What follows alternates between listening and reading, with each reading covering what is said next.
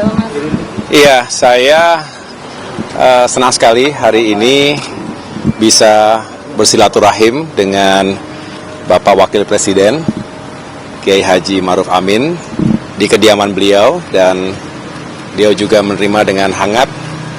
Saya sampaikan bahwa ini adalah bentuk dari upaya saya melaporkan secara langsung kepada Bapak Wapres setelah saya dilantik oleh Bapak Presiden pada tanggal 21 Februari yang lalu di Istana.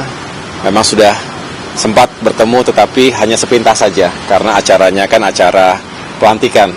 Lalu saya langsung melakukan sertijab, serah terima jabatan dari Menteri ATR BPN sebelumnya, Bapak Hadi Cahyanto, yang saat ini menjadi Menko Polhukam.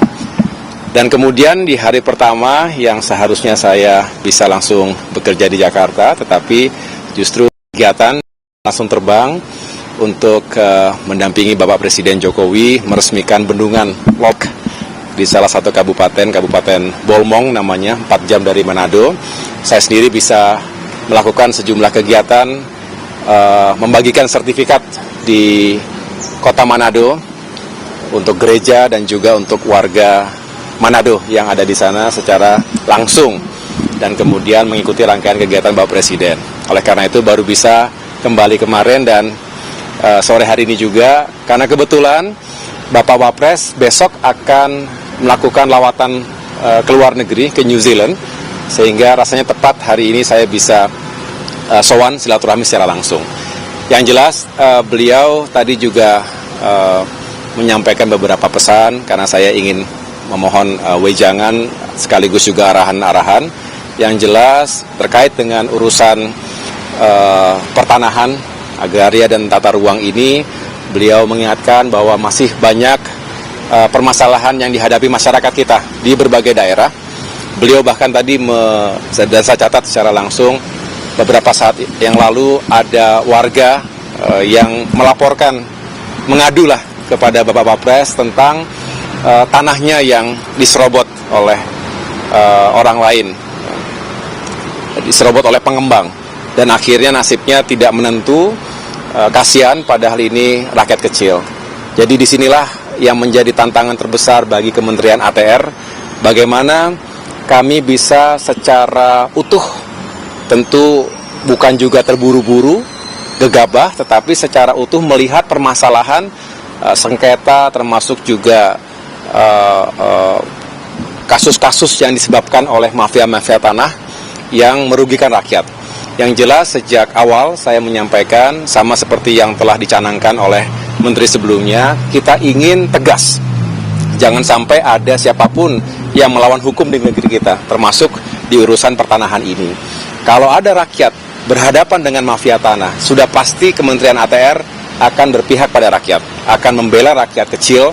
Jangan sampai hak mereka diinjak, apalagi masyarakat rentan.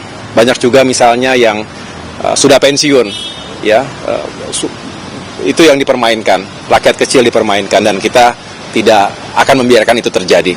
Jadi oleh karena itu saya mohon doanya dari segenap kalangan masyarakat, karena tugas-tugas ATR ini juga tidak ringan, tetapi kami punya niat yang baik. 8 bulan terakhir ini bagaimana bisa menuntaskan pekerjaan rumah, mencapai target-target yang telah dicanangkan sebelumnya, baik dari isu tata ruang, karena kemarin juga saya berkomunikasi dengan sejumlah kementerian lain, ada bidang PUPR, perhubungan misalnya, termasuk juga dengan Kementerian Pertanian, sehingga ATR ini bisa menjadi elemen yang penting yang juga bisa membantu proyek-proyek pembangunan pemerintahan lainnya. Dan walaupun baru 1 hari bisa berkegiatan bersama dengan Presiden Jokowi, saya bisa merasakan langsung bahwa beliau juga ingin secara maksimal menggunakan setiap waktunya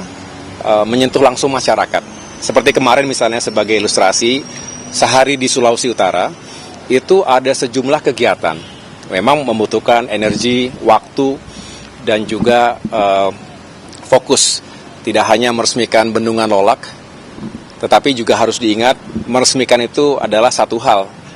Hal yang jauh lebih kompleks dan besar adalah bagaimana itu semua diawali, mulai perencanaannya, persiapan, eksekusinya dengan berbagai permasalahan, 7-8 tahun baru bisa diresmikan. Jadi di balik peresmian pasti ada kerja besar.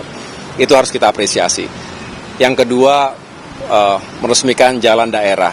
Lalu ada lagi bertemu dengan masyarakat, para pelaku UMKM di kabupaten yang lain. Jadi terbang naik helikopter di Bitung kemarin, kemudian juga memeriksa gudang Bulog yang ada di sana, sekaligus juga menyapa masyarakat. Jadi cukup banyak ragam kegiatan yang dilakukan dalam perjalanan satu hari di sebuah provinsi. Belum lagi lawatan sebelumnya di Sulawesi Selatan dan lain-lain. Jadi saya bisa merasakan bahwa memang pemimpin, saya yakin Presiden Jokowi termasuk Bapak Prabowo Subianto jika insya Allah dilantik menjadi presiden punya semangat yang sama. Ini juga yang harus bisa menggerakkan yang lainnya. Kalau pemimpinnya juga benar-benar aktif memimpin, bukan hanya di balik meja tapi juga turun ke lapangan, melakukan pemeriksaan, evaluasi, sekaligus juga menunjukkan leadership dan juga manajemen di tingkat yang paling strategis. Saya rasa ini akan menggerakkan jajaran kabinet, kementerian, lembaga-lembaga, dan termasuk dari pusat sampai dengan daerah. Sinergi dan kolaborasi yang harus dibangun vertikal dan horizontal ini menurut saya menjadi kunci kerja pemerintahan yang sukses. Mas Aye tadi di dalam barengan sama Pak Wapres ini ada bicara soal situasi terkini kebangsaan, nggak sih Mas, termasuk soal isu soal hak angket yang ingin digulirkan oleh dari paslon lain gitu Mas, soal tidak bicara secara langsung, tidak bicara terkait dengan politik, tetapi tadi justru saya mendapatkan wejangan bahwa ada harapan besar dari Bapak Wakil Presiden kita. Beliau mengatakan, saya sebentar lagi berusia 81 tahun. Ada harapan besar bagi generasi penerus, ya kita semua ini, untuk bisa melanjutkan apa yang sudah baik, sekaligus juga terus melakukan evaluasi apa saja yang bisa kita terus tingkatkan dan sempurnakan. Tadi beliau secara khusus begitu passionate menyampaikan kita harus semakin fokus pada upaya pengentasan kemiskinan misalnya. Bagaimana masyarakat kita ke depan tidak terlalu bersandar pada bantuan pemerintah secara langsung, tapi punya kemandirian karena punya lapangan pekerjaan, punya pekerjaan yang layak maksud saya, termasuk punya kewirausahaan sehingga bisa menjalankan usahanya, khususnya UMKM dengan baik dan punya profit yang juga layak begitu, sehingga pada akhirnya anggaran kita tidak terlalu besar yang habis untuk jaring pengaman sosial, tapi bisa dilakukan pembangunan-pembangunan lainnya yang juga pada akhirnya akan mengenerate pertumbuhan ekonomi. Saya setuju 100% karena itu juga yang Partai Demokrat selama ini perjuangkan, bagaimana masyarakat Indonesia semakin baik kehidupannya. Kemiskinan bisa diturunkan, pengangguran bisa diturunkan, dan akhirnya punya pekerjaan yang layak. Dan kebangsaan juga lebih baik. Jadi itu kira-kira yang tadi dibicarakan, tidak ada secara khusus bicara tentang politik hari ini. Sikap Partai Demokrat soal angket seperti apa sih Mas? Karena kemarin persis Pak Surya Paloh beserta dengan teman-teman dari Koalisi Perubahan itu menyebutkan bahwa mendukung hak angket dan merupakan hak ini adalah hak konstitusional. Kalau Partai Demokrat sendiri mendukung atau? Saya tidak melihat ada urgensi ke sana. Bukan hanya karena Demokrat saat ini adalah bagian dari pemerintahan, tetapi juga saya melihat bahwa walaupun sekali kita menghormati, penghitungan masih berlangsung ya, bagaimanapun kita menunggu secara formal dan resmi oleh KPU, tetapi bisa dilihat secara rasional juga hasil penghitungan sementara terkait dengan Pilpres ini sudah menempatkan pasangan 02 Prabowo Gibran sebagai kandidat yang unggul dan jauh, unggulnya marginnya besar. Jadi tidak bisa saya tidak melihat ada sesuatu yang sangat aneh di situ karena memang jaraknya jauh. Ya, tetapi saya juga sebagai seorang Demokrat menghormati siapapun di negeri kita, partai manapun, tokoh manapun yang ingin menggunakan hak konstitusional, silakan. Tetapi kami dari Partai Demokrat secara tegas mengatakan kami tidak melihat ada kepentingan itu. Saya justru lebih tertarik pasca pemilu ini, setelah kita mengetahui tentu namanya pertempuran politik itu menyisakan orang yang kecewa, orang yang marah, orang yang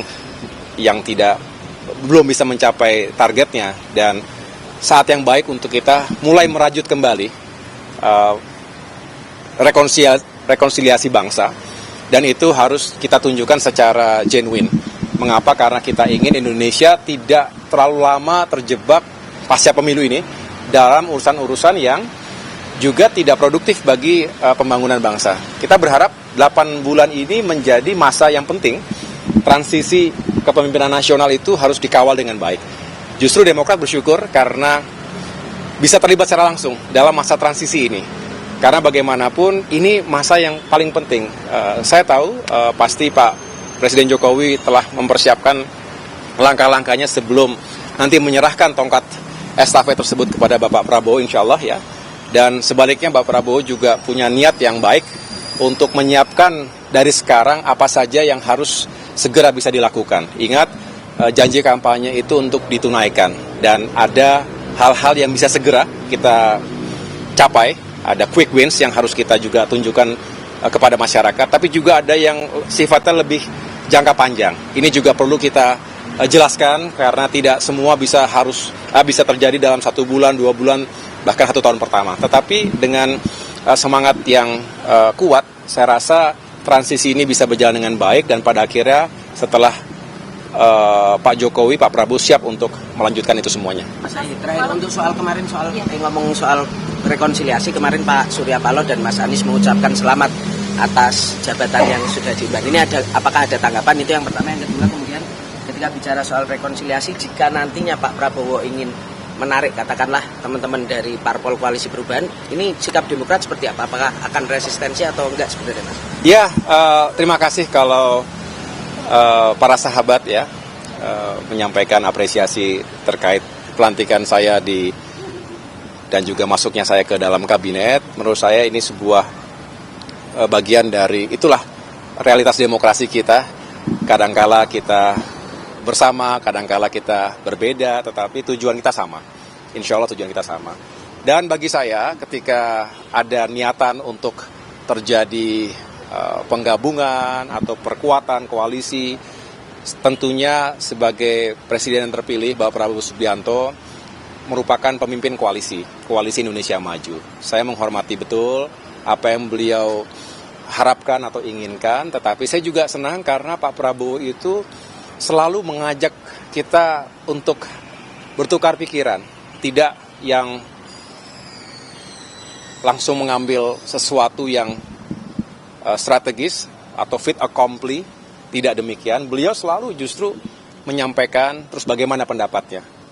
Nah, yang penting kita punya ruang itu, dan saya rasa kalau kita punya ruang itu, kita semua merasa terwakili, pikiran juga aspirasinya.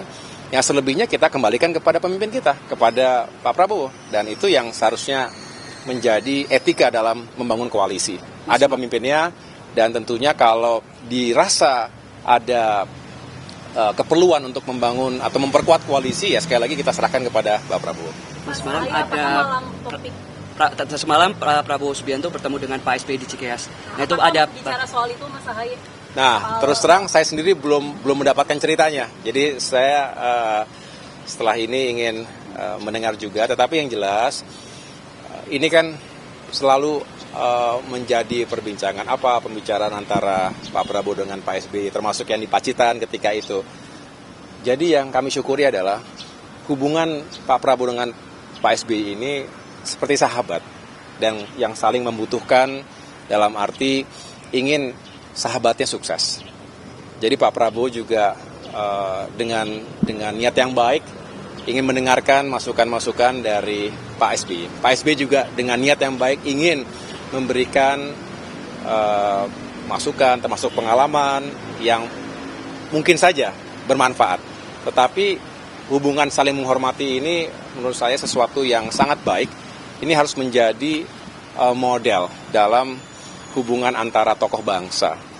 Jadi kalau antara tokoh bangsa membuka ruang dialog seperti ini, tidak harus selalu diselebrasi, tidak harus selalu di depan kamera, tetapi tertutup, terbatas, tapi benar-benar ada niat yang baik untuk saling memberikan support, saya pikir itu bagus sekali. Tapi terus terang saya tidak tahu secara pasti apa yang menjadi pembicaraan beliau berdua.